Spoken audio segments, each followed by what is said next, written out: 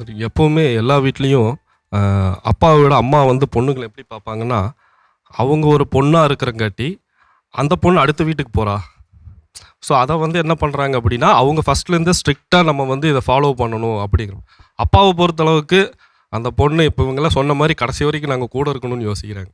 So இது வந்து friend ஒருத்தன் சொல்லுவான், அவர் காமெடியாக சொல்லும்போது, அந்த காலத்துலலாம் அம்மா வந்து எப்படி வளர்த்துவாங்கன்னாம்மா, போகலாம் வீட்டில் அந்த வீட்டுக்காரங்க என்ன சொல்கிறாங்களோ அதெல்லாம் கேட்டு நல்லபடியாக நடந்துக்குமா அப்படின்ட்டு ஒரு 90s வரைக்கும் எல்லாம் சொல்லிட்டு இருந்தாங்க. 90ஸ்க்கு அப்புறம் போனோன்னா ஃபஸ்ட்டு அவங்க வந்து பிரித்து கூட்டிகிட்டு வந்து எப்படியோ தனியாக நீ வந்துரு, எப்படியோ நம்ம வீட்டுக்கு வந்துரு அப்படிங்கிற மாதிரி அந்த ஒரு மென்டாலிட்டியில் எல்லாம் இப்போ வந்து அது என்ன டே டு டே லைஃப் அந்த மாதிரி ஆகிப்போச்சு. இப்படி நம்ம சொல்லாட்டினாலும் அவங்கவுங்க தனி இண்டிவிஜுவலாக நிற்கிற அளவுக்கு அவங்களாம் இதாகிட்டாங்க. ஸோ எங்கள் அம்மாவோ எங்கள் பாட்டியோ அந்த அவங்க எல்லாத்துடைய மென்டாலிட்டியில் எப்படின்னா, அவங்க பொண்ணு அடுத்த வீட்டுக்கு போகிறவங்க. கண்டிப்பா.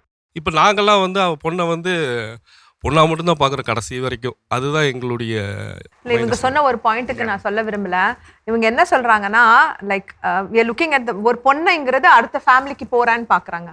படிப்புல சரி, ஜாப்ல போறது சரி, எல்லாத்துல போறது சரி, நீங்க ஆஸ் அ ஃபாதர் ரொம்ப இண்டிபெண்டா இல்லை, கண்டிப்பா all of you want your child to be financially independent. படிப்பு 1 டிகிரியில் 2 டிகிரியில் நீ எங்கே வேணாலும் படி, எந்த ஹாஸ்டலில் வேணாலும் போ அப்படின்னு நீங்க சொல்றவங்க, எமோஷ்னலாக ஒரு இஷ்யூ வரும்போது என்கிட்ட வா, என்கிட்ட வந்து சொல்லு, நான் உன்னை காப்பாத்துறேன் அப்படிங்கிறது ஏன் நீங்க இண்டிபெண்டன்சி கொடுக்க மாட்டேங்கிறீங்க ஆஸ் அ ஃபாதர்? கண்டிப்பாக அது வந்து சொல்ல வேண்டிய வார்த்தை தான். ஏன் அது தவிர்க்கப்படுதுன்னு அதுதான் எல்லாத்துலயும் இண்டிபெண்டன்ஸ் கொடுக்குறீங்க இல்லைங்களா? இல்லைங்க மேடம், நீங்க சொல்றது வந்து எல்லாத்துலயும் இண்டிபெண்டன்ஸ் கொடுக்குறோம். நம்ம நீங்க எந்த பிரச்சனையா இருந்தாலும் எங்கிட்ட வா நான் பாத்துக்கிறேன்னு சொன்னா அதே வந்து ஒரு ஒரு பெரிய பிரச்சனையில போய் நிற்கும். ஏன்னா அவ சின்ன சின்ன மிஸ்டேக் எல்லாம் அப்பா அம்மா கிட்ட வந்து நிற்பா. அதுதான் நான் அவன் வந்து அவ ஹேண்டில் பண்ண மாட்டான் எந்த பிரச்சனையும்.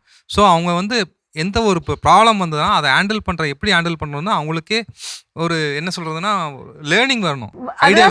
அதுதான் நான் கேட்கிறேன். நான் என்ன கேட்கிறேன்னா, ஒரு பேரண்டா we have to let them to be emotionally independent to be இப்போ எனக்கு கஷ்டமா இருக்கு, எனக்கு அழுகை வருது, நான் தப்பு பண்ணிட்டேன், எனக்கு நான் அது சாரி சொல்லணும், அது நம்ம இப்போலேருந்தே பழக்கனாதான் வரும். சடன்லி ஆஃப்டர் 12 ஆஃப்டர் 18 ஆஃப்டர் 20 வரப்போறது இல்லை. அதுதான் நான் சொல்ல வரேன்.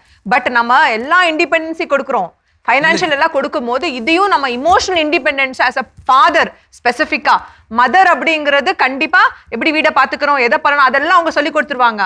இமோஷனல் இண்டிபெண்டன்ஸ், நான் என்னோட பிரச்சனைகளை நானா சால்வ் பண்ணோம். இல்லக்கடா நீ அழுகுற, நீ எனக்கு ஃபோன் பண்ண, கல்யாணத்துக்கு அப்புறம் நீ வா. These are the things where problem is coming.